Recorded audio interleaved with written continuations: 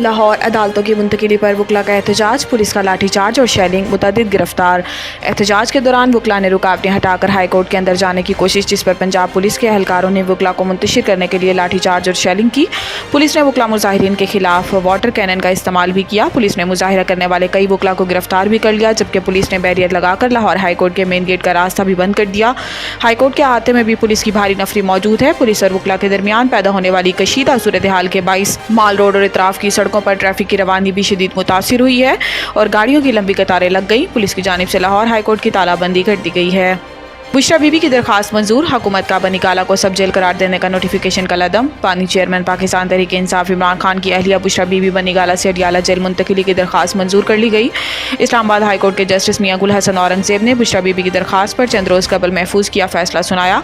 अदालत ने बुशरा बीबी की रिहाइश का बनी गाला को सब जेल करार देने का हुकूमती नोटिफिकेशन गैर कानूनी करार देकर इसे कलदम करार दे दिया और बुशरा बीबी को बनी गाला सब जेल से अडियाला जेल मुंतकिल करने का हुक्म जारी कर दिया। अदालत में जेल हुकाम ने जेल में गुंजाइश न होने और सिक्योरिटी इशू की वजह से बुशरा बीबी को रिहाइश गाह को सब जेल करार देने का मौक़िफ़ इख्तियार किया था। याद रहे कि इस्लामाबाद हाई कोर्ट ने फ्री कैन के दलाइल सुनने के बाद गुज़िश्ता हफ्ते बुशरा बीबी की दरखास्त पर फैसला महफूज किया था। ECC ने पास्को के लिए गंदम का हदफ 18 लाख मैट्रिक टन करने की मंजूरी दे दी।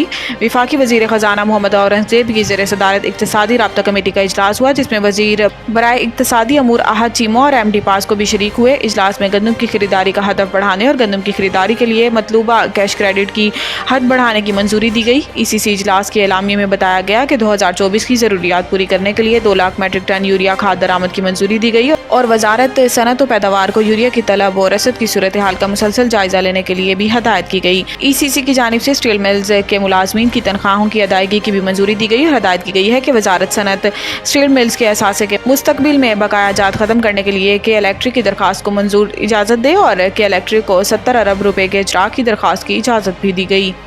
अपने बाप से माफ़ी नहीं मांगते, किसी और से क्या मांगेंगे? असद कैसर। निजी TV को दिए गए एक इंटरव्यू में 9 मई के वाक़यात पर मुआफ़ी से मुतल्लिक सवाल पर असद कैसर ने कहा कि अल्लाह माफ़ करे, हम अपने बाप से माफ़ी नहीं मांगते तो किसी और से क्या मांगेंगे। असद कैसर का कहना था कि हम चाहते हैं कि मुल्क में आइन और कानून बालादस्त हो, चाहते हैं कि तमाम शहरियों के बराबर के हकूक़ हों।